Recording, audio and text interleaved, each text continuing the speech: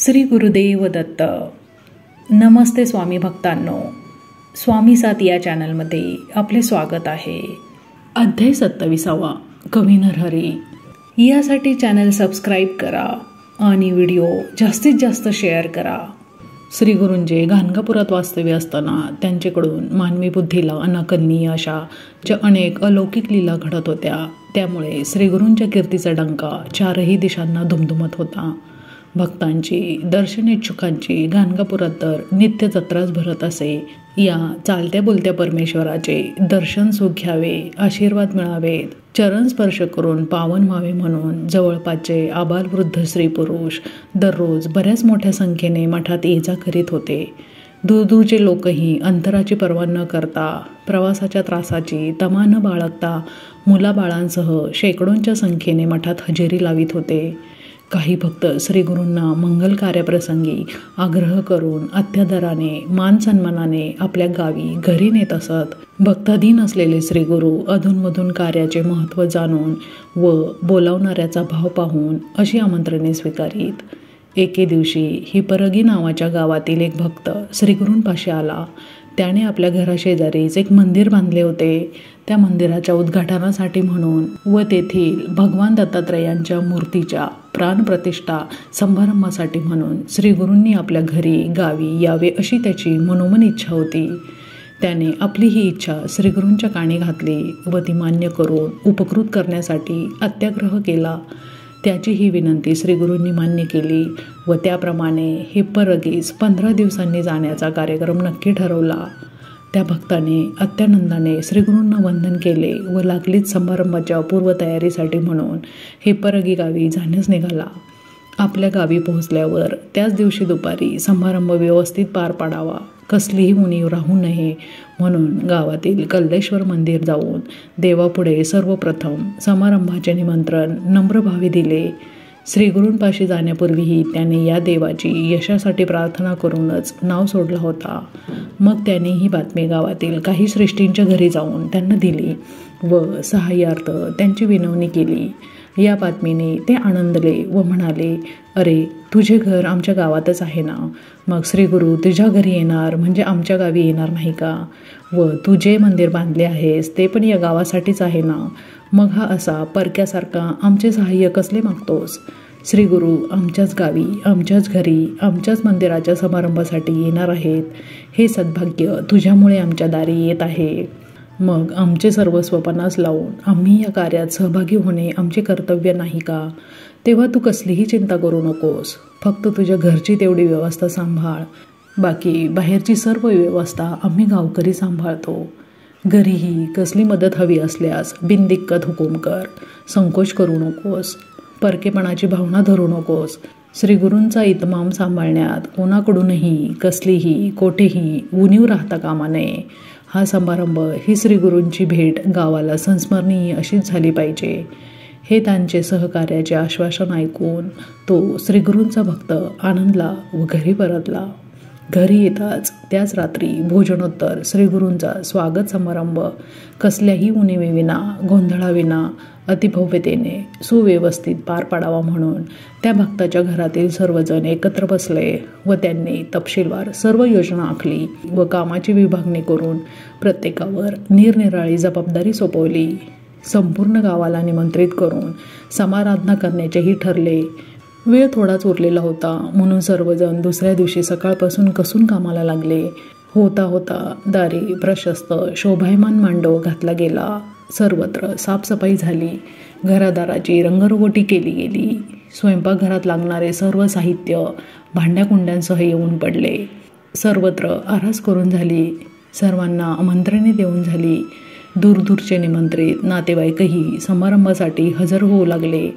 इकडे गावातही ज्या दिवशी गावातल्या श्रेष्ठींना श्रीगुरू येणार असल्याची माहिती समजली, त्याच्या दुसऱ्याच दिवशी त्या श्रेष्ठींनी तातडीने ग्रामसभा घेतली व सर्व गावकऱ्यांना श्रीगुरू गाणगापूरहून आपल्या गावी येणार असल्याची सुवार्ता दिली. ती ऐकताच सर्व गावकऱ्यांनी उत्स्फूर्तपणे श्रीगुरूंचा जय जयकार केला व आपल्या डोईवरील फेटे, टोप्या वर हवेत उंच फिरकावून त्यांनी आपला हर्षानंद व्यक्त केला. सर्वत्र उत्साह पसरला.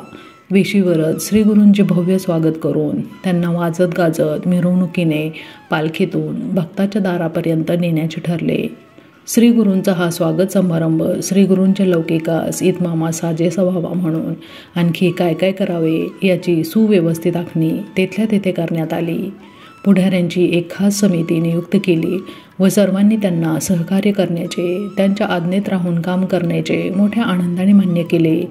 लागेल तितके द्रव्य सहाय्य, मनुष्यबळ, श्रमशक्ती देतो, पण श्रीगुरूंच्या म्हणजेच दारी चालत येत असलेल्या या भगवान श्री दत्तात्रयांच्या स्वागतात कसलीही उणीव राहू देऊ नका, असे गावकऱ्यांनी पुढाऱ्यांना एकमुखाने सांगितले.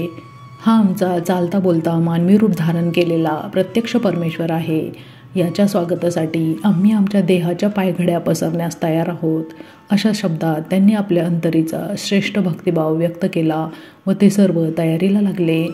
दुसऱ्या दिवसापासून एकजुटीने प्रयत्न करून त्यांनी मार्गावरील सर्व घरांचे दर्शनी भाग रंगवले. सर्वत्र साफसफाईची धामधूम उडाली. रस्त्यावरील सर्व खड्डे लगबगीने बुजवले गेले. रस्त्यावरील कचराकुंड्या हलविण्यात येऊन त्या घरांच्या पिछाडीस सोयीस्कर जागी नेण्यात आल्या.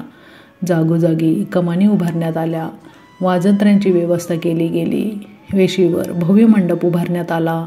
मंडपात मधोमध व्यासपीठ तयार केले गेले. अशा प्रकारे सर्व तयारी घाईगडबडीने पण अत्यंत काळजीपूर्वक केली जात होती. बारीक सारीक तपशील पाहिला जात होता. आता श्रीगुरूंच्या आगमनास अवघे 4च दिवस उरले होते. रात्रीच तो भक्तसोबत पालखी घेऊन श्रीगुरूंना सन्मानाने घेऊन येण्यासाठी म्हणून हेपर घेऊन गाणगापुरात जाण्यास निघणार होता. तेवढ्यात गावातील श्रेष्ठींकडून जरा सवड काढून लगेच भेटून जा असा त्यांचा निरोप आला. निरोपासरशी तो संचित मनाने श्रेष्ठींकडे गेला. तेथे गावातील काही विद्वान ब्राह्मणही उपस्थित होते. त्या सर्वांनी त्याला कल्लेश्वर मंदिरात वास्तव्य करून राहिलेल्या नरहरीस निमंत्रण दिले गेले काय असे विचारले. यावर सर्वांप्रमाणेच त्यालाही निमंत्रण दिले गेले आहे. गावातील एकही व्यक्ती निमंत्रणाविना राहिली नाही याची मी स्वतः खात्री करून घेतली आहे. काही तक्रार आहे का असे तो त्यास म्हणाला. निश्चिंत हो, तक्रार कसलीच नाही, पण खात्री करून घेतली. हीच माहिती आम्हाला हवी होती. आम्ही त्याचे पाशी जाऊन श्रीगुरूंची स्तुती करणारी, त्यांचे गुणगान गाणारी, त्यांचा आजपर्यंतचा जीवने इतिहास सांगणारी अशी काही पदे करून देण्याची विनंती त्याला करण्याचा बेत आखला आहे. उत्तम असा तो प्रतिभावान कवी आहे. त्याने मनात आणले तर त्याला ते अशक्य नाही. शीघ्र कवी असा त्याचा लौकिक आहे. वेशीवर श्रीगुरूंचे स्वागत गीत गायनाने करावे अशी इच्छा आहे. तू पण आमच्याबरोबर चल. तेथे आपला फार वेळ मोडणार नाही. झटकन काम आटपून परत येऊ. तुला आज गाणगापुरात जायचे आहे हे आम्हाला माहीत आहे, असे ते सर्व त्या भक्तास म्हणाले. त्याने अनुमती देताच नरहरीच्या भेटीस निघाले. तेथील त्या गावातील कल्लेश्वर महादेवाचे मंदिर एकमेव पुरातन प्रमुख देवालय म्हणून लौकिक प्राप्त करून होते. ग्रामदैवताचाच मान लाभला होता त्याला. या मंदिरात परगावाहून आलेला नरहरी नावाचा एक सच्शील, सदाचारी, विद्वान ब्राह्मण येथील कल्लेश्वर महादेवाची भक्तिभावाने पूजा अर्चा करीत राहिला होता. तो सर्वांच्या परिचयाचा झाला होता. त्याने सर्वांचा आदर, पूज्यभाव संपादन केला होता. त्याचे आचरण, त्याची दिवसरात्र चाललेली भक्ती, भजन, पूजन, सेवा हा गावात एक कौतुकाचा विषय होऊन बसला होता. तो अत्युत्तम कवी होता. त्याची काव्य प्रतिभा वाखाणण्याजोगी होती. तो नित्यनियमाने दररोज 5 नवीन कविता तयार करून तीच भक्तिसुमने मांडून श्री कल्लेश्वर चरणी अर्पण करायचा व त्या कवितांच्या गाण्याने तो श्री कल्लेश्वर महादेवाचे भक्तिभावाने पूजन करायचा. ग्रामस्थ त्याच्या या काव्यगायनासह चाललेल्या पूजेप्रसंगी आवर्जून उपस्थित राहायचे व ते काव्य ऐकून ती भक्ती पाहून धन्य व्हायचे. श्रेष्ठींसह ते सर्व ब्राह्मण व तो भक्त श्री कल्लेश्वर महादेवाच्या मंदिरात नरहरीची भेट घेण्याच्या उद्देशाने येऊन पोहोचले. नरहरी त्यावेळी रिकामाच होता. तो तेथे जाताच त्यांनी सर्वप्रथम श्री कल्लेश्वर महादेवाचे दर्शन घेऊन मणीची इच्छा पूर्ण कर अशी प्रार्थना करून नरहरीपाशी आले व त्यास नमस्कार करून म्हणाले, 4च दिवसांनी श्रीगुरू आपल्या गावी येणार आहेत हे तुम्हाला माहीत आहेच. संपूर्ण गावाचा उत्साह तुम्ही पाहतच आहात. श्रीगुरूंच्या स्वागताची गावात चाललेली जोरदार तयारी तुमच्या नजरेतून सुटलेली नसणार. श्रीगुरूंचे स्वागत वेशीवरच ते खास उभारलेल्या शामियान्यात होणार आहे. हे त्यांचे स्वागत गीत गानाने करावे अशी आमची सर्वांची इच्छा आहे. तुम्ही तर प्रतिभावान कवी आहात, तेव्हा तुम्ही आमच्यासाठी थोडे कष्ट घेऊन श्रीगुरूंची स्तुती करणारी, त्यांचे गुणगान गाणारी, त्यांचा आजपर्यंतचा जीवनी इतिहास सांगणारी अशी काही पद्यरचना करून आम्हाला द्यावी अशी विनंती घेऊन आपल्याकडे आलो आहोत. शक्य असल्यास आपणच ती पदे तेथे गाऊन आम्हाला उपकृत करावे व श्रीगुरू भक्तीची ही अपूर्व संधी साधावी. आपल्यापाशी आवश्यक ती काव्य प्रतिभा आहे, आवश्यक तो भक्तिभाव आहे, शीघ्र कवित्वाबद्दल तुमचं लौकिक आहे व सर्वात महत्त्वाचे म्हणजे श्रीगुरूंना काव्यभक्तीची मनस्वी आवड आहे. तेव्हा तुम्ही आमची ही विनंती मनावर घ्यायची तेवढी खोटी आहे. उद्याच्या सूर्यास्तापर्यंत तुम्ही आमची इच्छा पूर्णांशाने पूर्ण करून श्रीगुरूंची अशा प्रकारे पूर्ण कृपा संपादन करण्याचा पूर्णानंदही प्राप्त कराल. नरहरीने त्यांची ही विनंती सविनय अव्हेरली. त्याने त्यांच्या आग्रहास मनधरणीस किंचितही प्रतिसाद दिला नाही. तो म्हणाला, माझी काव्य प्रतिभा, माझी जीव मी या कल्लेश्वर महादेवाला विकली आहे. त्याच्या चरणी अर्पण करून बसलो आहे. मी त्या सर्व साक्षी परमेश्वराला फक्त या एका कल्लेश्वर महादेवातच पाहतो, अनुभवतो. अन्यत्र कोठे देव आहे असू शकेल हे मला मान्य होणारच नाही, पटणारच नाही. मनुष्य प्राण्यात मी देव पाहणे कदापि शक्य नाही, मला ते जमणार नाही. तेव्हा कृपा करून मला आग्रह करू नका. माझे या बाबतीत ठाम मत आहे. मनुष्याने आपल्यात देवत्व आहे असे सांगत भासवत फिरणे ही शुद्ध फसवेगिरी आहे असे मला वाटते. तेव्हा मी माझ्या या मताशी प्रामाणिक राहून या स्वागत समारंभापासून दूर राहू इच्छितो. दिसेल त्या शेंदूर फासलेल्या दगडात देव पाहणे अथवा भगवी कफणी पांघरून माळा धारण केलेल्या माणसात देव आहे असे समजणे यापेक्षा निर्बुद्धता ती कोणती. तेव्हा माझा नाईलाज आहे, मला क्षमा करा. तुमचे हे काम माझ्याकडून होणे सुतराम शक्य नाही. हे त्याचे निग्रही वक्तव्य ऐकून ते निराश होऊन व थोडेसे संतप्त होऊन तेथून निघाले. निघताना ते तेथील श्री कल्लेश्वर महादेवास नमन करून म्हणाले, देवा, शेवटी तुझी इच्छा, तूच ही इच्छा निर्माण केली होतीस व आता तूच ती अव्हेरलीस. असो, तुझ्या इच्छेप्रमाणेच काय घडायचे असेल ते घडेल. असे म्हणून ते मंदिराबाहेर पडले व गावात आल्यावर तेथील कामांच्या दबावाखाली ते हा प्रसंग विसरूनही गेले. होता होता श्रीगुरूंचा हिप्परगी गावात प्रवेश होण्याचा तो मंगल दिवस उजाडला. सकाळी धूळ उडू नये म्हणून सर्वत्र रस्त्यावर व सर्वांच्या अंगणात माफक प्रमाणात पाणी शिंपडून झाले होते. प्रत्येकाच्या दारी फुलांचे तोरण लटकताना दिसत होते. प्रत्येक घरासमोर शोभिवंत रंग वापरून कलात्मक रांगोळ्या रेखाटून झाल्या होत्या. प्रत्येकाच्या दारात समया तेवत होत्या. आबालवृद्ध स्त्री पुरुष नटून थटून नवे कपडे परिधान करून तयार झाले. नटलेल्या थटलेल्या अलंकार धारण केलेल्या सुवासिनी आपापली नथ सांभाळीत श्रीगुरूंना आरती ओवाळण्याची तयारी करू लागल्या. सर्वांची लगबगीने ये जा सुरू झाली.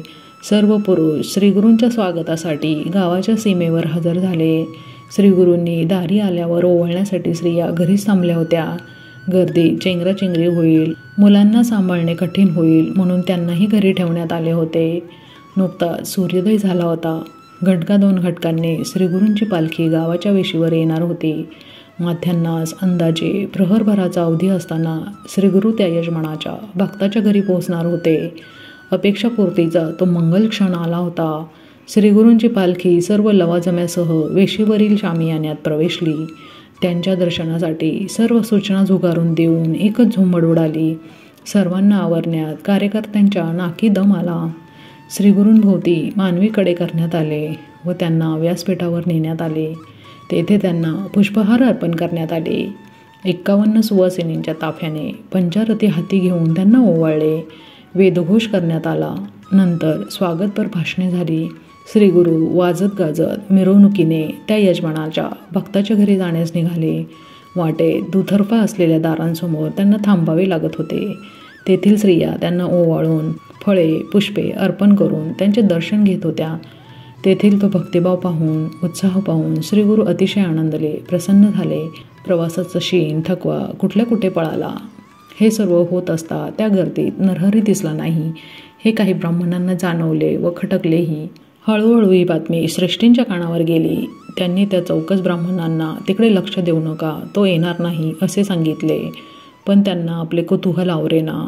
ते ती मिरवणूक सोडून श्री कल्लेश्वर महादेवाच्या मंदिरात गेले व तेथे जाऊन पाहता तो नरहरी श्री महादेवाच्या पिंडीसमोर चक्क झोपला होता.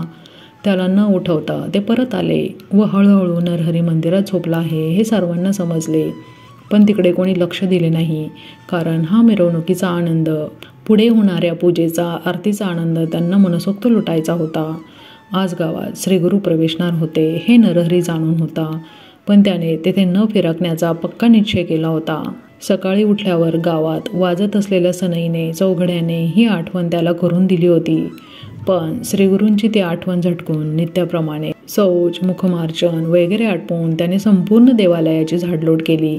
अंगण झाडले, सर्वत्र गोमययुक्त पाणी शिंपडले, तेथील झाडांना पाणी घातले, फुले, बिल्वपत्रे गोळा केली, पुष्पमाला तयार केल्या, समया, निरांजने, पेले, पळ्या, घंटा, ताम्हणे, अभिषेक पात्र, तांबे, कळशा वगैरे पूजेची सर्व भांडी घासून पुसून स्वच्छ केली व नंतर तेथील कुंडावर त्याने स्नान केले. स्नान आटोपल्यावर पूजेच्या सर्व साहित्यानिशी नरहरी मंदिरात आला व पूजा करण्यासाठी म्हणून पिंडीसमोर बसला. या वेळेपर्यंत सूर्योदय होऊन चांगल्या 2 घटका सरल्या होत्या. तो पूजेसाठी म्हणून श्री कल्लेश्वर महादेवाच्या पिंडीसमोर बसला असता. आज त्याला कशी कोण जाणे, रात्री व्यवस्थित झोप झाली असतानाही गाढ झोप लागली. त्या झोपेत त्याने एक स्वप्न पाहिले. त्या स्वप्नात श्री कल्लेश्वर महादेवाच्या पिंडीवर श्रीगुरू येऊन बसले व त्या श्रीगुरूंचे तो पूजन करतो आहे असे दृश्य त्याने पाहिले. पिंडी, लिंग तर कुठे दिसेनाच. त्या जागी सुहास्य वदनाने बसलेले फक्त श्रीगुरू दिसत होते व ते सर्व पूजेचा, उपचारांचा स्वीकार करीत होते. असा पूजेचा स्वीकार करता करता ते त्याला म्हणाले, मी तर हा देहधारी मानव प्राणी आहे. माझ्यात देवत्व कोठून असणार? स्तुती करण्याच्या योग्यतेचाही मी नसताना ही माझी स्तुती, पूजा करून व्यर्थ का श्रमतोस? झोपेत हे शब्द ऐकताच त्याचे ते स्वप्न भंगले व निद्राही संपली. तो आता जागृत झाला व त्या स्वप्नाचा त्याला विस्मय वाटू लागला. पण तो मनी पक्के उमजला की श्रीगुरू म्हणजेच श्री नृसिंह सरस्वती शिवस्वरूपच आहेत.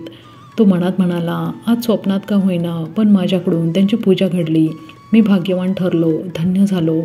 आता लागलीच त्यांच्या प्रत्यक्ष दर्शनाला गेले पाहिजे असा विचार करून लागलीच तो तेथूनच साष्टांग नमस्कारामागे साष्टांग नमस्कार करीत अगदी श्री कल्लेश्वर महादेवाच्या मंदिरापासून तो थेट ज्या घरी श्रीगुरू उतरले होते तेथे, म्हणजेच त्या यजमानाच्या भक्ताच्या घरी गेला. तेथे पोचताच तो श्रीगुरूंची स्तुती करणारे एक स्वचरित असे पद गाऊ लागला. सर्वांना आश्चर्य वाटले. ज्यांना त्याने मी या समारंभापासून दूर राहणार असे सांगितले होते त्यांना याच्या विचारात, वृत्तीत, वागण्यात हा फरक कसा घडला, कोणी घडवला तेच समजेना. श्रीगुरू त्याला म्हणाले, अरे तू तर माझी निंदा करतोस ना, मग आज हा एवढा प्रेमभाव, भक्तिभाव कसा काय निर्माण झाला? या अकस्मात भरतीचे कारण काय? यावर नरहरी उत्तरला, प्रभो, आजपर्यंत अज्ञानात बुडालो होतो व त्याचा परिणाम म्हणून अविचाराने काय वाटेल ते बोलत होतो. देवा क्षमा करा. आत्तापर्यंत श्री कल्लेश्वर महादेवाच्या केलेल्या पूजनाचा, सेवेचा आज हा प्रसाद प्राप्त झाला व अज्ञान दूर झाले. ज्ञान प्राप्त होऊन समजले की कल्लेश्वर म्हणजे तुम्हीच आहात. आज स्वप्नात कल्लेश्वराचे पूजन करीत असताना लिंगस्थानी तुम्हाला पाहिले, तुमचे पूजन केले आणि आता या आपल्या चरणांचे प्रत्यक्ष दर्शन लाभले. कृपाळा, मला आपलं शिष्य म्हणून आश्रय द्या. मी आता यापुढे तुमची सेवा करीत राहणार. देवा, मला दूर करू नका. झाल्या अपराधाबद्दल क्षमा करा असे म्हणून त्यांची स्तुती गाण्यास त्याने सुरुवात केली व तेथील पूजा, समारंभात, उत्सवात तो अत्यानंदाने सहभागी झाला. तो तेथे श्रीगुरूंचे गुणगान करणारी, श्रीगुरूंची स्तुती करणारी व श्रीगुरूंच्या जीवने इतिहास सांगणारी कवनांमागे कवणे म्हणू लागला. सर्वजण आनंदाने, तन्मयतेने ऐकत होते. होता होता हे परगीतील सर्व कार्यक्रम योजनेवर हुकूम निर्विघ्नपणे पार पडला. पुन्हा एकदा त्याने श्रीगुरूंना आपणास शिष्य करून बरोबर गाणगापुरास येण्यास अनुज्ञा द्या अशी विनंती केली. यावर श्रीगुरू त्याला म्हणाले, मी देखील कल्लेश्वराचे पूजन करतो. तू येथेच राहून कल्लेश्वराची पूजा, सेवा कर. माझा तेथे वास आहे हे तर तू पाहिलेसच. नरहरीचे या सांगण्याने समाधान झाले नाही. तो म्हणाला, प्रत्यक्ष चालता बोलता हा देव हाती लागल्यावर वा प्रत्येक क्षणी त्याचे दर्शन घेण्याची, त्याची सेवा करण्याची ही अमोल संधी प्राप्त झाल्यावर ती सोडून येथे राहण्याचा मूर्खपणा कोण करेल? तेव्हा कृपाळा, मला तुमच्याबरोबर घेऊन चला असे म्हणून त्याने त्यांचे चरण धरले. श्रीगुरू त्याच्यावर संतोषले. त्यांनी त्याला आपलं शिष्य केले व त्याला आपल्या सवे गाणगापुरास नेले. तेथे त्याने अनेक कविता केल्या व श्रीगुरूंच्या सेवेत रममाण होऊन राहिला. तो तेथे कवीश्वर या नावाने ओळखला जाऊ लागला.